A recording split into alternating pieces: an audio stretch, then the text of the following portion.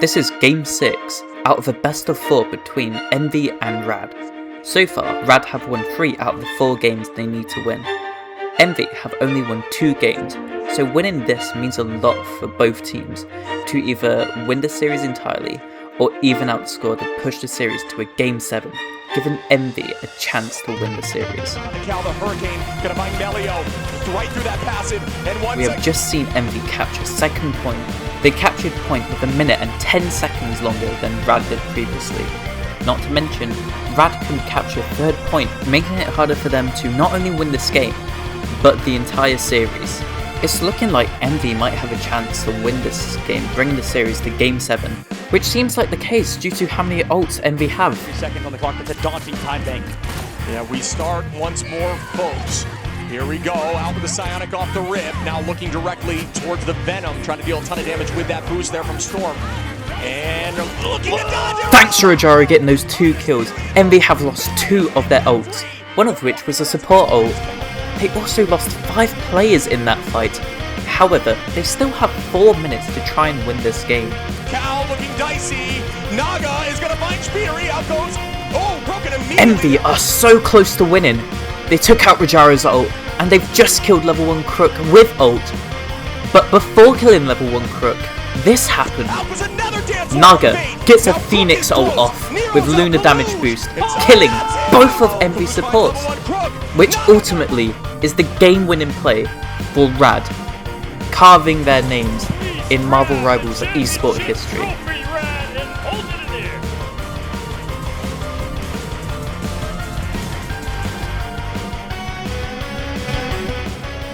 However, why is a moment like this so impactful for Marvel Rivals, Ignite, and the esports scene? These are the kinds of questions I'll be answering in this video, so make sure to get a drink and maybe some snacks, because this video is probably going to be a long one. Let's begin with talking about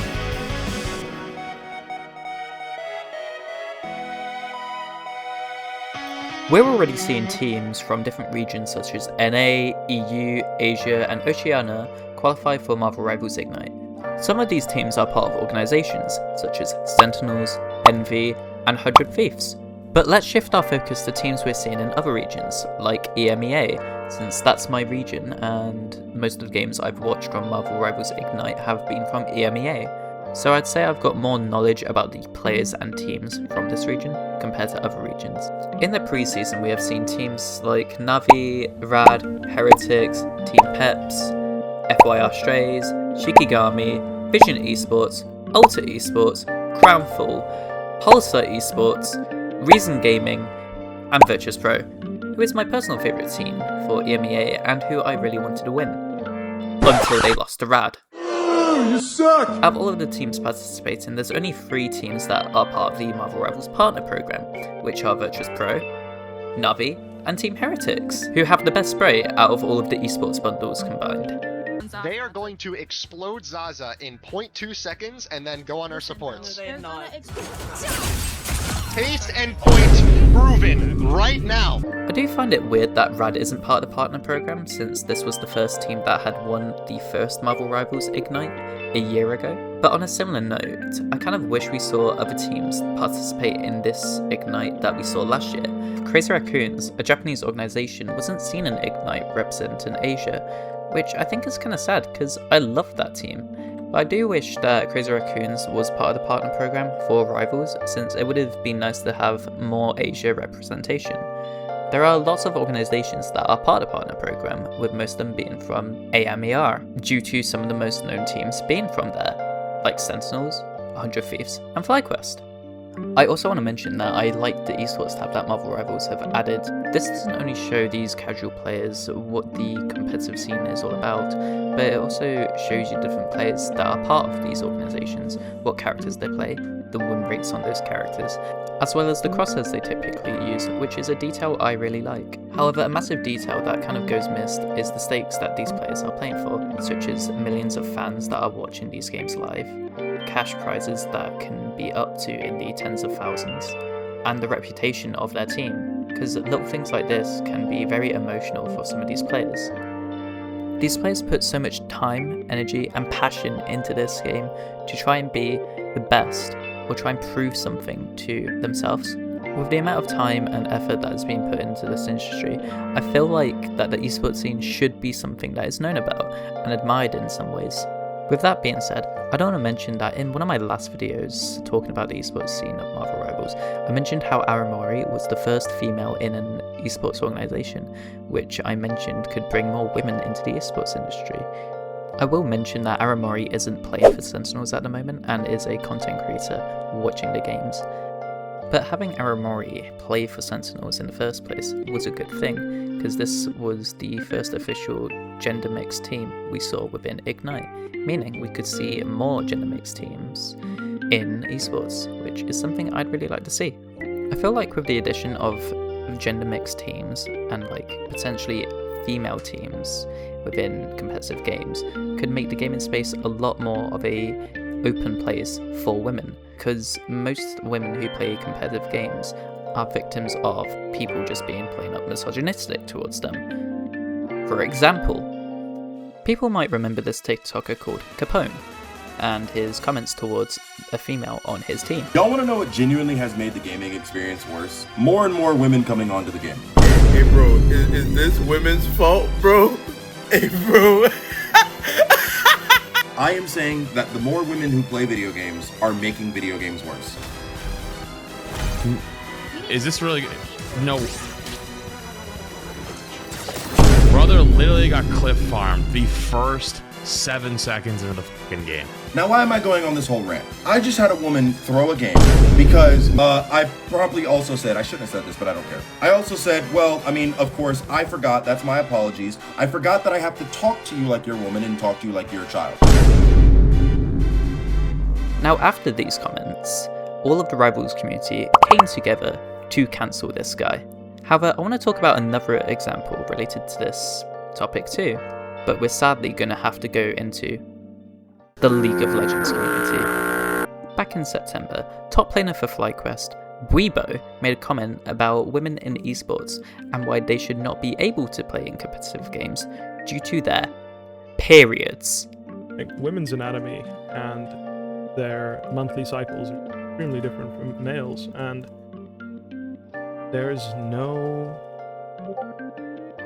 proper support system for women to go through what they're going through. When a woman is on the wrong part of the month to play in competitively, you know what I mean? There's a time in the month where you should not be fucking playing competitive games as a woman, in my opinion. Now, I don't believe this one bit. I feel like the reason that women aren't seen within the gaming space is due to the environment of gaming, since in most competitive games, women are victims to misogynistic comments, leaving a bad impact on gaming towards women.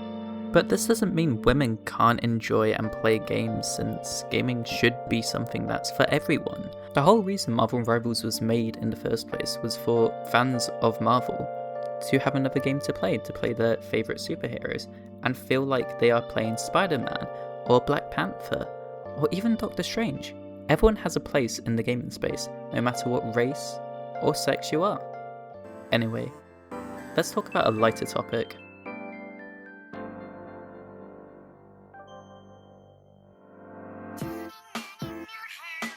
When it comes down to the gameplay of Marvel Rivals, this game is genuinely one of the most fun experiences I've had with a game in ages. The variety of characters to pick from is absolutely staggering.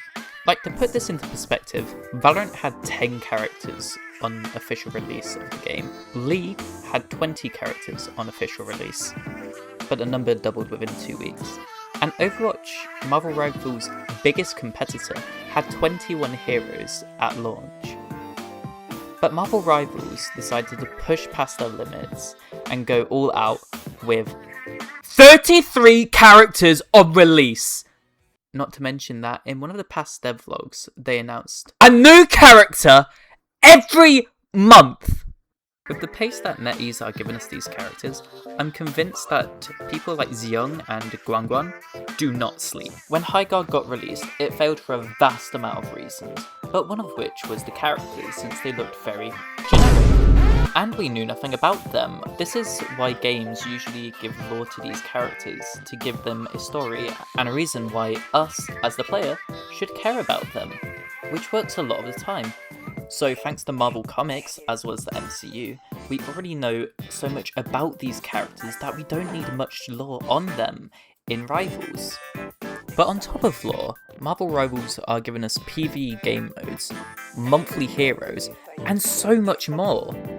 Like, these devs are feeding us! It's insane!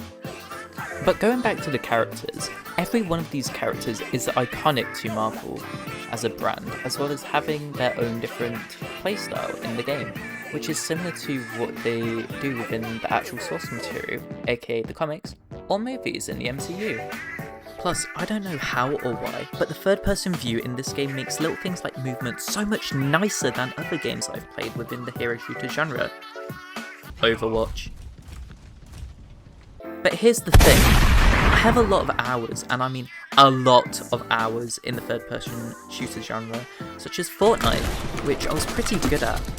However, something I've not seen in the hero shooter genre before is destructible environments, which in this genre make the game more interesting and different to what we've normally seen. But let's talk about the characters. Some of these characters and how they play can be so smooth. For example, I play DPS and a bit of tank, but I consistently hit high elos with characters like Star-Lord, Daredevil, Torch, when he used to be good. I love how Spider-Man plays, since being able to zip from one side of the map to the other is literally unheard of in hero shooters. It's obvious some characters are better than others, but this won't stop people from wanting to play these characters since they are fans of them from other sources of media, such as the MCU, plus the same effect can happen the opposite way. I've been playing a lot of Daredevil and I've been enjoying him, and from what I see, the Daredevil series on Netflix looks good, so maybe I'll watch that. However, I have a deep hatred for that dumb-ass shark. Deep breaths. I really like how these cosmetics will tell you the comic book or movie this outfit was based on, showing the love and passion that went into this game. But this game can bring attention to lesser known characters to bring hype around them, which in turn promote Marvel to bring them into the MCU. If I told you if you knew who Luna Snow was back in 2022, maybe a few of you would have known her, but thanks to Marvel Rivals, she is undoubtedly one of the most known characters in the game, boosting her popularity. But movies and MCU aside, I'm going to talk about the progression system in this game. The progression system for each character being able to unlock things like sprays, kill banners, and different icons for your character is so cool. Plus, these rewards are unique for every character, so you don't need to get the same badge for every character. Instead, it makes people want to grind for these rewards for different characters to show how much time they have put into them, and potentially how good they are with them. But I remember not enjoying Torch when I first played him, but with the amount of time I put into playing him to unlock more of his rewards, I was able to get Lord on him, and he has become one of my favourite characters to play in the game. Until they nerfed him. But with that being said, Marvel Rivals is just so good! I can't even explain how much fun I've had in this game since it was released. However, with this being said, whenever we talk about the good, we need to address the bad. When it comes to a game like this, with really nice visuals, complex abilities, and a whole lot of mechanics within the game, this game has a massive problem with optimization. In earlier videos on my channel, I was struggling a lot with the optimization, where I'd be lagging and struggling to be able to play the game. I was dealing with frequent crashes in my game, which make them harder to try and win, or I just straight up lose RR, because it counts as a lever penalty rather than losing, which sucks. This exact thing happened to my throwing duo, Valk. 30 seconds before you attack. I'm debating, do I want to play Torch or not, because realistically, am I going to get healed? Max Eisenheim. Magnus. I think my game's crashed. For God's sake, bro, what is wrong with my Wi-Fi today? Oh my god, that's sad. Oh, match got cancelled, by the way. Oh, great. And I've got a comp ban for 15 minutes. Yeah. And your plat one. Bro. They got placed in plat and got bullied by me for it. I also bully them for their Valorant gameplay, but that's a video for another day. Plus, due to these crashes, we receive queue time bans, which isn't very fun to deal with, especially because we can't control it. However, the game is currently in a good state where it feels well optimized, but that isn't everything wrong with Marvel Rivals. I can't really say this is a negative just for Marvel Rivals, but most games have smurfs, which basically just ruin the ranked experience for lower ranked players like Little Timmy. However, this doesn't really affect me because I'm a high elo player.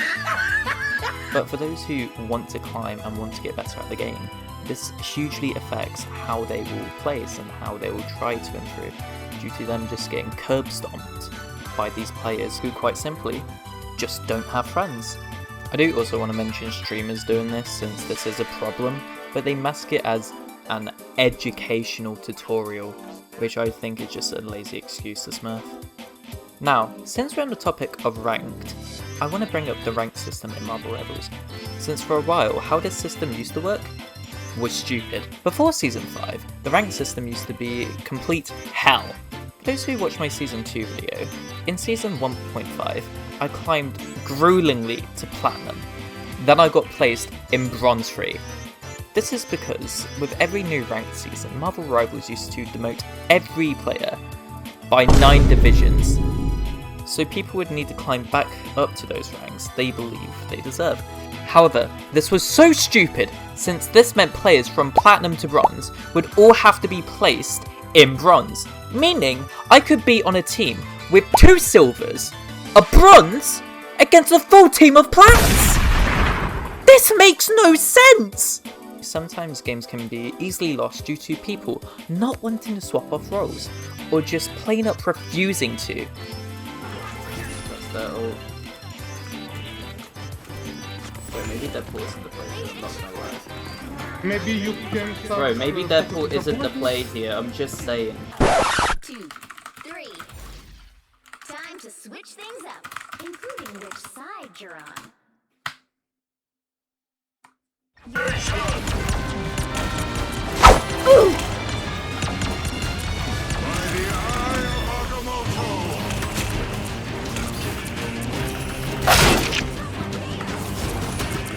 Triple kill. I say for me, for Valentine.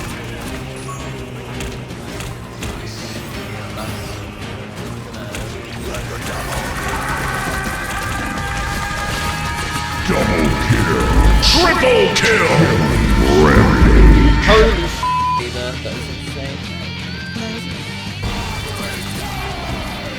Why do things always ult invisible? I got the storm. I meleeed the storm, bro. You melee a flyer, that's crazy.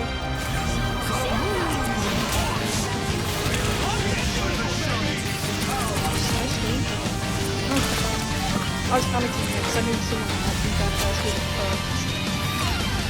That's only Bro, how? No, that's a crime. Oh, you got that stolen off you. 28 finals? Bro, that was stolen.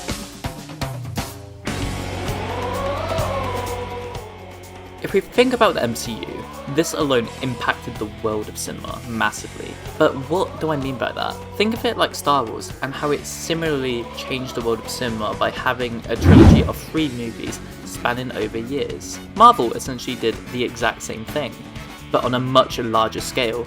It's hard to explain this since both IPs are owned by that greedy mouse. But there's a lot more Marvel movies and shows in comparison to Star Wars movies, shows, and spin-offs. As of writing the script, there are a total of 37 movies within the MCU, plus 16 exclusive Disney Plus shows, 1 Christmas special, for some reason. This isn't including the Netflix shows, which I've heard both good and bad things about. To watch everything related to the MCU, it would take a staggering 124 hours, and yet there are people who dedicate themselves to watch everything in the MCU, and they even go to the cinemas to do so.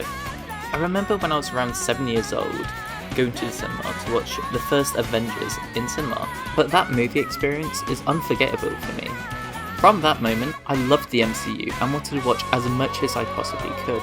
I watched Avengers Endgame in cinemas, which is currently one of my favourite cinema experiences of all time. behind Spider-Man No Way Home. And this shows how much Marvel has impacted the world of cinema. For every movie I have watched in cinema, I've only witnessed the crowd in my theatre scream of joy once. And that was in Spider-Man No Way Home. And we all know the exact scene where that happened. But the point I'm trying to make is something like this rarely happens, but yet Marvel are able to pull these stunts off pretty consistently.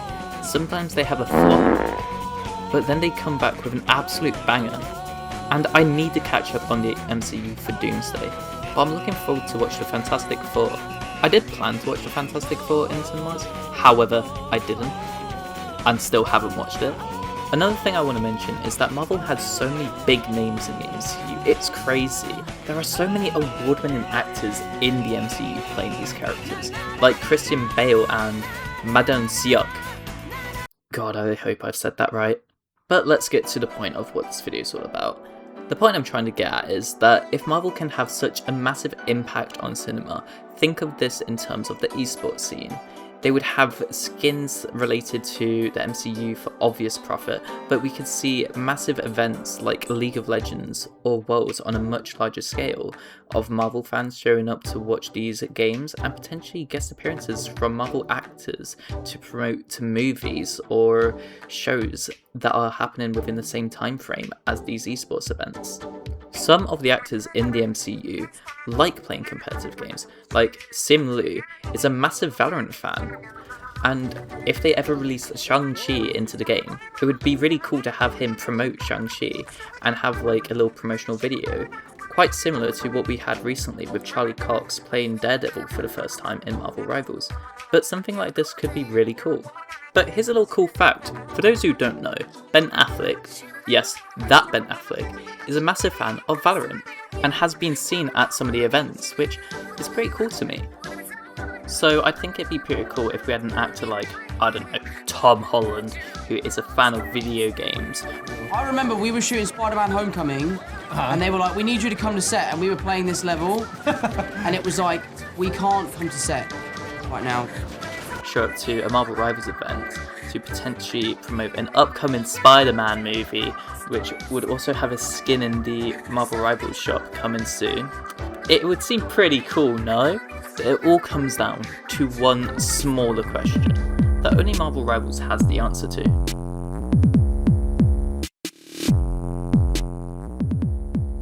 At a first glance, Marvel Rivals seems more tailored towards fun in comparison to competitive. Abilities like Strange Portal, Jeff ult, Loki's ult, and Mr. Fantastic's Big Four come off as fun, and the same can be said with team-ups like Fastball Special and Plant X Pals. I mentioned earlier how these characters are fun to play, and I mentioned how some characters aren't as strong as others, which is true. I feel like at first Marvel Rivals was more tailored towards fun gameplay, with the characters, team-ups, and gameplay prove this point. But with the introduction of competitive and streamers hardcore grind and ranked, I feel like they are trying to please both sides of the player base, which sometimes can be a problem. There's a massive difference between how casual players play and how people trying to climb ranks play, since thanks to not having role queue, we can see unconventional strategies be played like triple support, 1 DPS 2 tank 3 support, and much more, which I think is a good thing and shouldn't be changed. But some changes have been made in favour of the competitive aspect of the game too. I believe the ult change across the board was a change tailored towards the competitive player base, but this change makes the game more fun in my eyes. Before this change, healers were able to get their ult very, very quickly, so we would either have to hope our healer got their ult within the same amount of time, or we would have to play around that ult, which wasn't really fun to deal with. But now it makes you need to think of how you use your ult and when you use it. I personally think there's a way to please both sides of the player base, but it'll be harder for this game to have a more competitive nature with characters which were more tailored towards being fun to play, in comparison to characters who are more competitively viable. Hey, RexScanlane here. I want to say thank you for watching up to this point of the video, I really appreciate it. Doing all this research, writing the script and finding clips has taken me a lot of time to do. I usually stream on Twitch, but I've been having some PC issues, so we're just going to stick to making videos at the moment. But if you like the video, maybe you'll like me on my Twitch stream, so make sure to follow my Twitch, and make sure to follow my other socials while you're at it. I kind of post on there from time to time. With that being said, I hope you enjoyed the video so far, but now let's talk about one of the most important things regarding Marvel Rivals.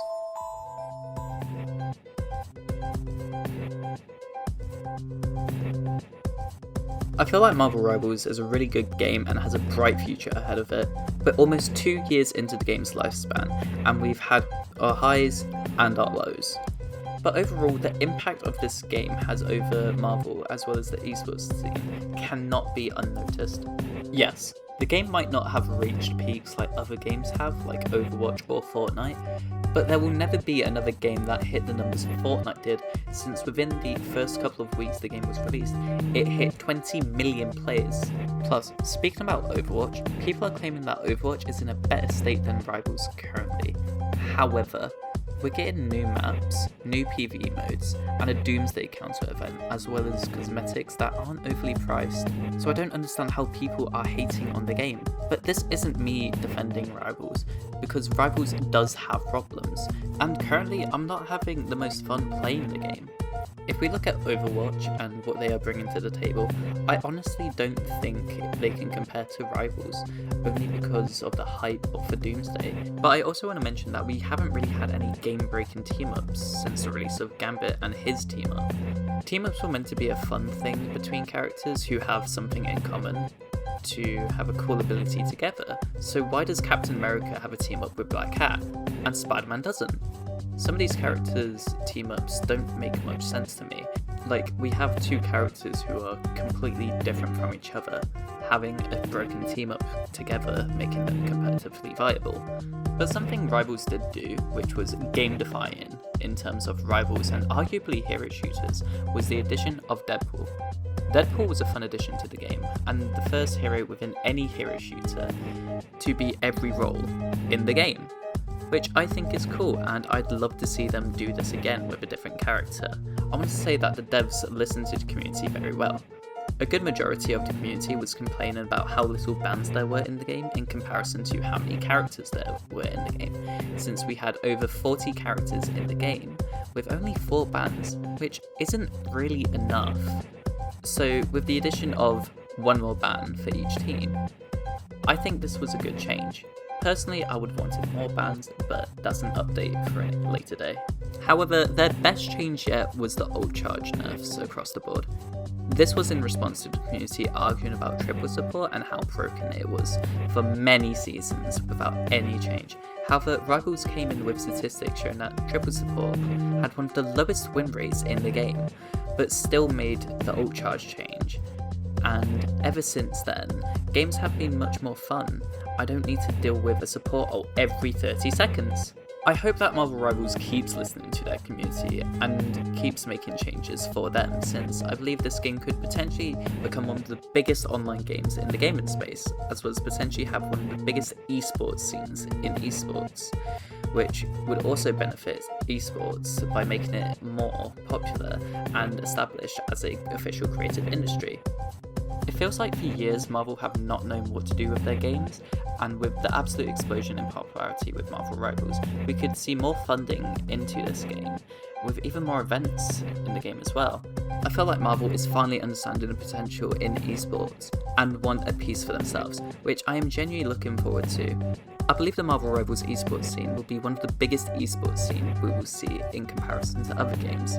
Not as big as things like peak Overwatch or League of Legends, but maybe I'm wrong. I guess we'll have to see what's to come soon.